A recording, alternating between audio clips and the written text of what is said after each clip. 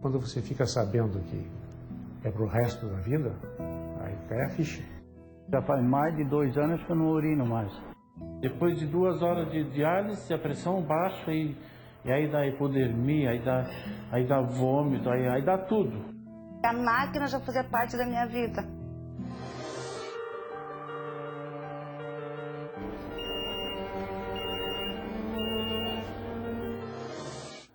Depois de 50 anos de trabalho como caminhoneiro, não era bem assim que Luiz tinha planejado a aposentadoria. Os planos que eu tinha quando me aposentei da Reunida, era para mim, eu tinha outro segmento de vida, que aí Deus pifou rir, me desmantelou tudo. As marcas da hemodiálise não aparecem só na história da vida dele, mas também no corpo. O procedimento dilata as veias e deixa sinais que ele não gostaria de ver nem de sentir.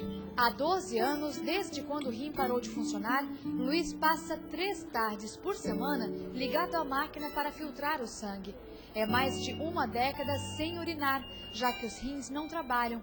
A rotina de José é parecida. 3 vezes por semana, 4 horas por dia, por cada vez que a gente faz hemodiálise. E se não fizer... Começa com uma fraqueza, mal-estar, não consegue fazer as suas atividades normais, ela começa a inchar, depois ela começa a ter vômitos, não consegue se alimentar, tudo, vomita, soluços.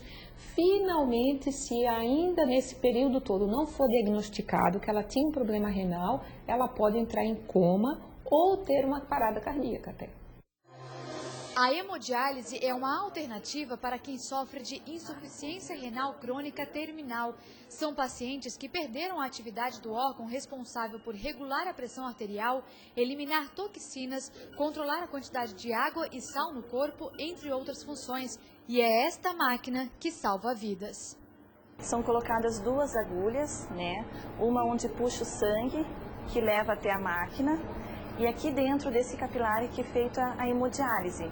Aqui dentro que é realizada a limpeza do sangue, a retirada de excesso de líquido, e o sangue volta para o paciente pela outra via. Hemodiálise você não tem como explicar. Você tem que fazer hemodiálise para saber o que é hemodiálise. A insuficiência renal crônica pode ser consequência de diabetes ou pressão alta, mas também pode aparecer de repente, sem causas definidas. Alguns hábitos, como fazer exames de sangue e de urina periodicamente e beber bastante água, podem diminuir as chances da doença aparecer. Quando o problema se agrava e a hemodiálise vira um caso de vida ou morte, é tarde demais para mudar os costumes. Os pacientes não podem beber água ou qualquer outro líquido. Estar numa festa, numa lanchonete ou numa cafeteria vira um momento complicado. Se eu tomar muita água, ficava inchada. Fim de semana, se tomava muito líquido, chegava no outro dia na máquina, estava com 4, 5 quilos a mais. Daí passava mal na máquina. Por consequência do emocional não estar em equilíbrio, daí o físico também entra em blackout, né? Todos nós sabemos que quando a gente não está bem emocionalmente, o nosso sistema imunológico diminui e daí todas as doenças podem estar acontecendo. Para cicatrizar o sofrimento, Edson encontrou apoio em quem estava bem perto. Se não fosse o apoio da família, da esposa, a gente não aguenta.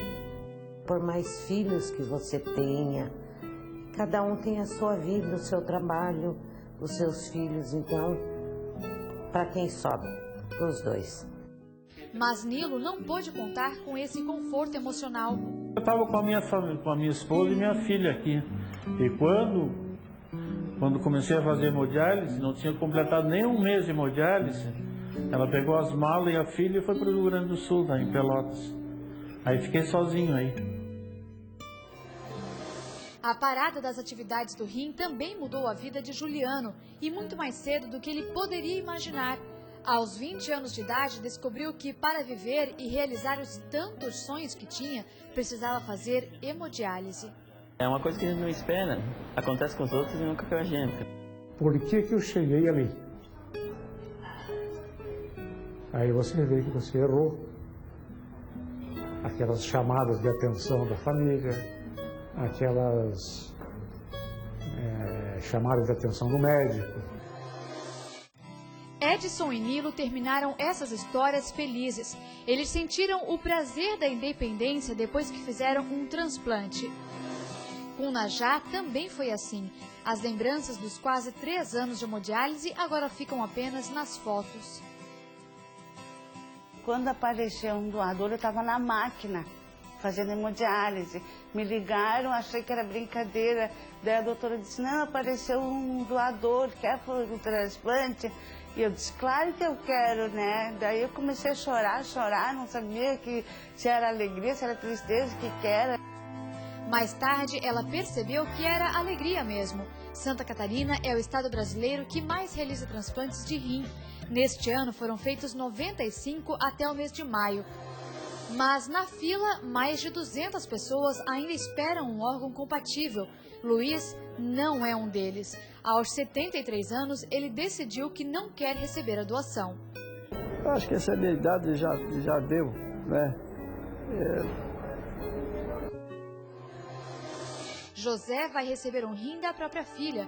Para quem vai ficar ou chegar por aqui, ele dá um recado. Se alguém vê essa reportagem aí, aquele que estiver fazendo, que assistir, nunca deixar de tomar o medicamento que a médica manda e cumprir rigorosamente o que o nutricionista passa. O importante está nisso ali, ó. É o medicamento e a comida também.